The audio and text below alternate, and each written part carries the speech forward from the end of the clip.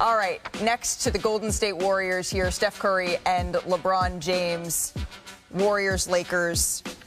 For the 56th time, these two going head-to-head. Midway through the second quarter here, the Lakers trail by 11. Austin Reeves hands it off to James, who knocks down the three. Yep, he's just extended his game to that three-point line, shooting 40% this year, I think. A minute later, the Warriors, Curry gets this wild basket to go here. Just a crazy circuit Come here, shot. Gabe Vincent. English class. And then under 2 minutes left, the Warriors lead by 13. Woo. He's heating up. Curry pulls a 30-foot three-pointer there. So going ahead to the third quarter, again, it just felt like, Danny, every time the Lakers would even creep closer in this game, as LeBron James nails the three, the Warriors had a response. Yep, and that's one to Jimmy. Oh, Steph, right back at you, answers it. But Jimmy also hit some threes tonight in this game. When Jimmy is hitting threes, when Perk is hitting threes, when Steph is hitting threes, the Warriors are feeling it. And then he had Podziemski, too. Steph is averaging 44 points over his last two games. Going ahead to the fourth quarter here. People that work. James' dominance, it cannot be contained. The Lakers, they're trying to fight back into this one. So then 2 minutes left in the fourth. Draymond Green hands it off to Steph Curry. I would say that's night-night. James, 33 points, 9 assists. Curry, 37, 6 assists. Curry wins this battle. But the Warriors, they've used, as Brian said earlier in the show, 38 different starting lineups this season, and they finally found one that really works. They're now 13-0 when starting Curry, Podziemski, Moody, Butler, and Green. To the winners go the all-access features. Here's an inside look at Golden State. Okay, here we go. Sometimes you just have to make a move, and I thought getting Jimmy just changed everything. Steph, you bring it up. Jimmy set the ball straight. Jimmy's been a great help. You know, when you add a superstar like that, there's a renewed sense of life and some hope. You guys will end up doing what you want to do in this offseason. Jimmy is a perfect fit for our guys. He's such a smart player. I'm going to start here and then once you go there now. Okay. Steph and Draymond are risky players. The chaos that they generate is actually really good for us. And so we've always been at our best here when we can surround Steph and Dre with high IQ guys. And so it's been a seamless transition. You had this screen, and this was open like it is for Jimmy. Everybody has fallen into very comfortable roles. They understand their job, and Jimmy makes the game easier on everyone. These are the minutes we must win. Absolutely. Come on. The Golden State Warriors re-energized by Jimmy Butler. The cachet, the resume, just the disposition that Jimmy Butler brings. Yes, sir. Interception, ball. He is one of the game's clutch performers when it counts most. He is the ultimate competitor. And Jimbo. I don't know if I've ever seen a mid-season trade have this kind of impact, but we're in a completely different place now. We still have a lot of work to do, and there are a lot of great teams in the West, but we just want to have a chance. As long as our team is in the right frame of mind and being competitive and hungry, we have a shot. Our goals have shifted, you know. I mean, we think we can win a championship. We know how hard it is. A lot of stuff has to go right, but if you're in the mix, you got a shot, and we're in the mix again. Yes, sir. What you mean? Yes, sir. The Warriors are certainly in the mix. And, Brian, one thing I was curious about heading into last night's matchup here against the Los Angeles Lakers was the Warriors' size. The Lakers, they have been playing some lineups without a true center, but then they also have Christian Wood. Why do I keep doing that? I don't know. Jackson Hayes. No, they don't. They have Jackson Hayes. It's kind of the man in the middle. Why were the Warriors able to take advantage of that matchup? Because now they're looking like a team that could be really tough heading into the Western Conference postseason. Yeah, Malika, they both play small, the Lakers and Warriors, but the Warriors play small because their personnel is set up for them to do so. Yeah. The Lakers play small because they have to, because they just don't have size. Now, the Lakers can do it and have success, and we've seen them scramble and really create problems for other teams.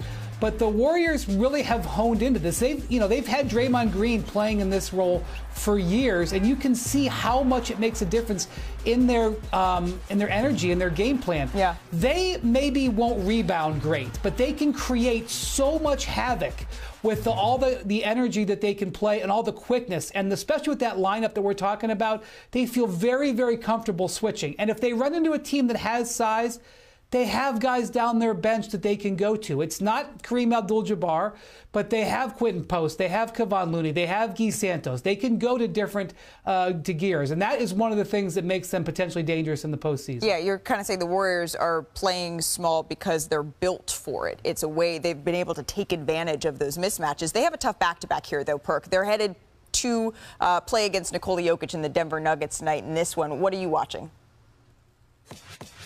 So, who cares if it's a back-to-back? The Warriors don't care. The Warriors don't care. Let me say this. I'm watching a team that believe. I'm watching a team that has mental toughness. Draymond Green set the tone at All-Star break by saying we will win a championship. And all of a sudden, I watch every single one of his teammates elevate their game and have his back. This team don't care about a back-to-back. This team is on a mission. And right now, they're the second best team in the Western Conference. I strongly believe that. They probably, and Danny, you can contest to this, I'm pretty sure all of them got iced up and everything that they needed to do. Compression tights on the plane. They probably got their rest. They're going to come into that. Yeah, they're going to come in tonight, prepared, and they're going to whoop Denver tonight. They're going to whip them. They're going to beat the Denver Nuggets at home. This team locked in, I'm telling you. I know it when I see it. No, they're good. That's a strong prediction, Perk. I still want to see how they do against size. I don't know. Those 3 games, there's 3 games on that schedule that I'm looking forward to. It's the night against the Nuggets, the Clippers at the end of the season, and the Houston Rockets that have youth and length. So I want to see how, if they can win those 3 games and show that they can compete with that, these are real title contenders. You know, they can be in that conversation of being the team that can hold the trophy and be last team standing. Brian, so, yeah. But those are the 3 teams that I see that they can match up well against size, because they are very good against other teams. But if they can match up against those 3 teams well, then they have a really good chance. Brian, what are teams around the league starting to say or feel about the Golden State Warriors? Because I can't imagine it feels good for the 4-time champs to be rounding into form right now. Yeah, well, when you look at the way that they play overall as a team, you can't help but be impressed. And you're also looking at the fact that Steph Curry is elevating them. And when Steph Curry is playing at this level and they can get defensive stops like this, you start to think about how they can get 12 wins in the Western Conference playoffs. Because that's what we're talking about. Can you win 3 series and get your chance at the finals? They think this team might be able to do that. They certainly have belief, and that makes this a very dangerous team. They just might be the second best team in the Western Conference right now. Wait a minute, get it how you live it. 10 toes in when we standing on business. I'm a big stepper. Kawhi for the win. Yes! Hot damn! The best stretch of Ivica Zubac's career.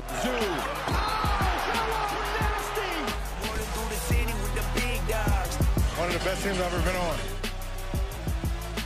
The Clippers, they've won 12 of their last 15 games, the 4th best record in the NBA in this time, behind only the Thunder, the Celtics, and the Rockets. And how lucky are we? We're joined in studio here by Clippers big man Ivica Zubac. Thank you so much for taking the time. Thank you for having me. I really appreciate it. We're so looking forward to this. We always love when guys come in studio here. On this show, though, we've talked about how this team is really clicking at the right moment. What's been the key to this recent surge? I think our defense and Kawhi getting back, guys getting back healthy. We got our full rotation, and when Kawhi's healthy, playing like that with the rest of the team, I think we got a real good chance. And you guys have proven that. I think the conversation at the beginning of the season, obviously, was, okay, Paul George isn't there anymore. What are the Clippers going to be with Kawhi Leonard's health at the time in question as well? Can you just tell me about the conversations you've had in the locker room? What's the level of belief been for this team? Like no one said, addition by subtraction. Yeah. You know, everyone's going to get a bigger chance. We knew that. We knew that we're going to have more opportunity, and that's how we felt the whole summer. People were not giving us a lot of chances to make some noise, but we knew we were going to get more opportunities, and we were ready for it, and now people are finally seeing stuff. I know you love to talk about the team, but you're also having some really impressive individual success. One of the best seasons of your career, posting personal bests in points, rebound, assists in your 8th season in the NBA. What's been the biggest factor for you in finding this rhythm? I think confidence and opportunity. More minutes, guys giving me the ball more in the post, trusting me more. I think that's a been the biggest key for me so far. We've also seen your chemistry with James Harden. We're going to dive into that more in just a little bit, but we see on the road trips, the pictures that you guys have together, hanging out. What's been so effective about your partnership? Everything. Ever since he got here, I've been wanting to play with a point guard like that my whole life. The guy who's probably one of the best pick and roll players ever. And it's been great for me. He installed a lot of confidence in me, a lot of swag. I've seen a lot past year and this year, so it's been great ever since he got here. Where I would assign that swag for you is defensively. The NBA's third-ranked defense here, and you're at the heart of it. How much pride do you take on anchoring your team on the defensive end? A lot. Earlier in my career, a lot of people said, not a good defender. Huh. Yeah, can't defend. Called me out a lot on that part of the floor, and wanted to prove people wrong. Had a lot of great veterans, a lot of good defensive veterans who helped me a lot, pushed me a lot on that end, and really happy to prove people wrong. Well, all of that has led to your teammates campaigning for you to be the Defensive Player of the Year. What does it mean to you have that kind of support from your group? Means a lot. Means a lot when you're recognized by your peers, by your teammates, your guys you go to war with on the court. Yeah.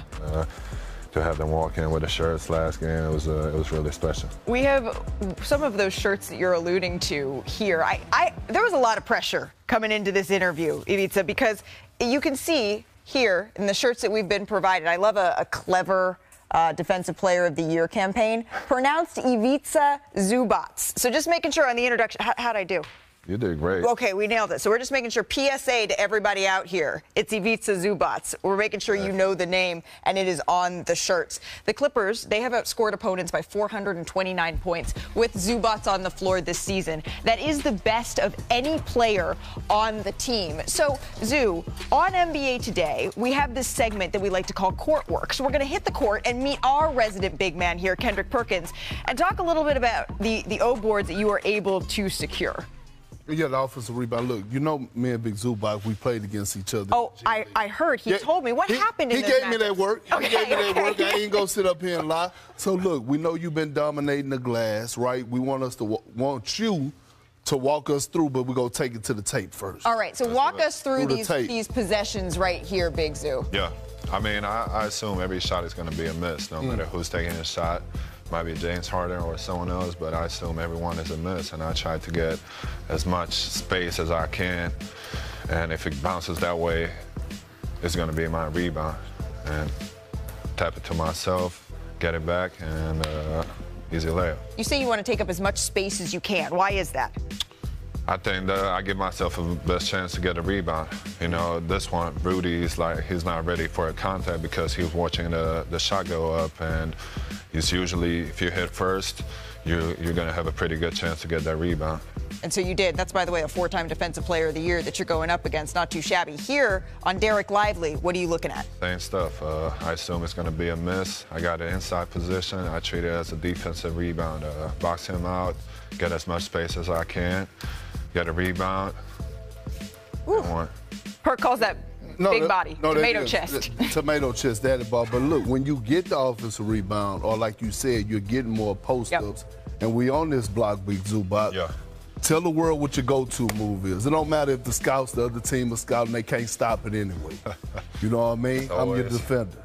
I'm trying to get to my right hook. I know you are. Always. If I get it on this block, I'm here. Trying to go middle, take middle, spin back. Nice little jump hook. So you're on this side. Now you get the mismatch again. You getting back to your jump hook. You adding a little wrinkle to it. Spin. Oh, a little quick spin.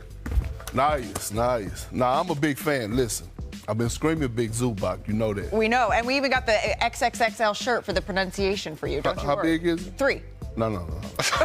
Okay, we're going to need to get a form. Big Zoo, thank you so much for stopping by NBA Today. We really appreciate the time.